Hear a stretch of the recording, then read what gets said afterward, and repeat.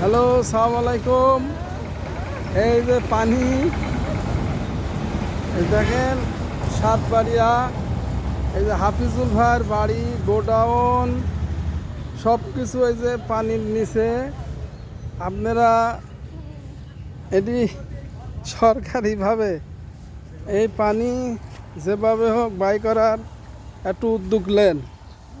এটা বাংলাদেশের মানুষ কিছু না হলে এখানে 100টা ঘর পানিবন্দি হয়ে বসে আছে, ঠিক আছে। এ দেখেন চারিদিক পানি আর পানি। এই যে পানি দেখছেন, চারিদিক পানি, রাস্তাঘাটে যাবার মতো প্রবেশ নাই।